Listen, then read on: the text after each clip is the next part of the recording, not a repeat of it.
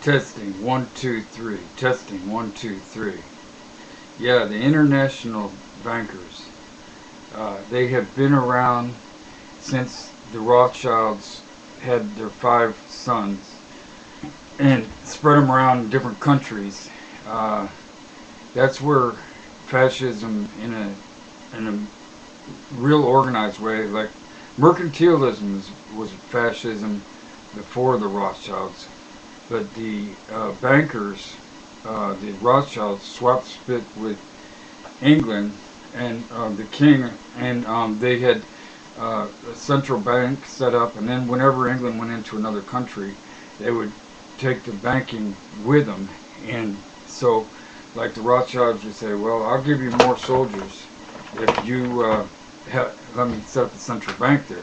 So all these countries, were um, even in America, they had England was putting in the central bank here, and America fought back to get the central bank out of America because they knew what the central bank was about.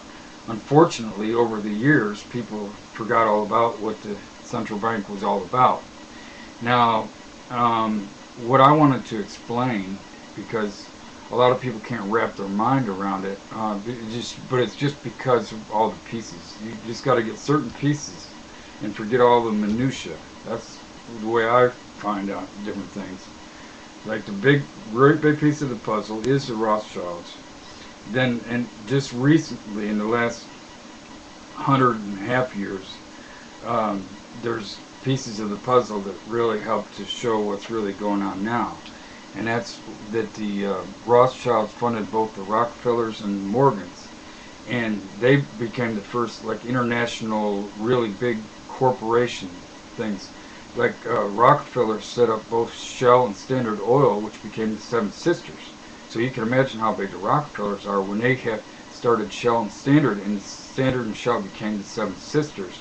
That's how big the Rockefellers really are.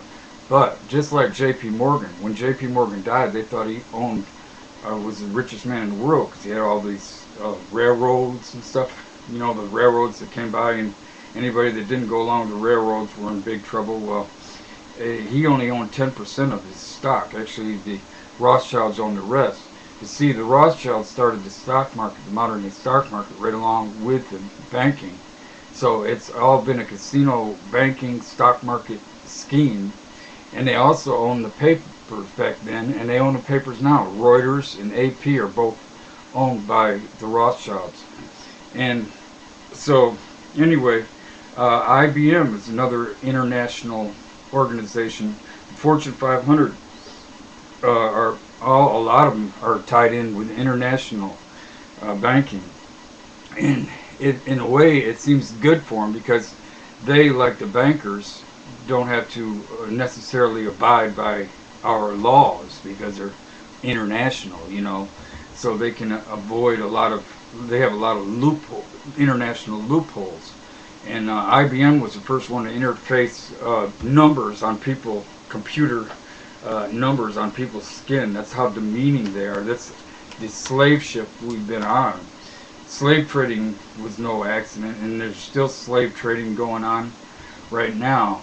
And even when it's brought to people's attention, they just don't do anything about it because it involves international stuff. And like I say, with international, they don't respect sovereignty.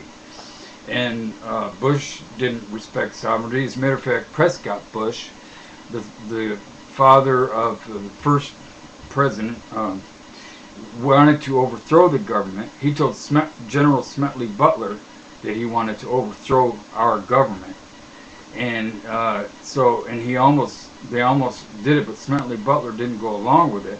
And when he told other people that Prescott Bush wanted to overthrow our government, nobody did anything because, again, the international bankers stepped in, and that's how powerful the Rothschilds are and all their minions underneath them. Like the Rockefellers, and like I said, the Rockefellers are very powerful, and so is J.P. Morgan, that company. And you can put the oil and the banking and the stocks, and J.P. Morgan's also into the stock, too, international banking and international stock. So you put it all together, and there's a lot of the pieces of your puzzle for what international fascism is. And like I say, these companies, even McDonald's, uh, they could be in Russia even. McDonald's, you say, what is McDonald's doing in Russia? Well, they're just all part of the international fascist scheme, and their stock, you could, the Rothschilds would make sure that somehow these companies, even the 500 companies, would owe them money.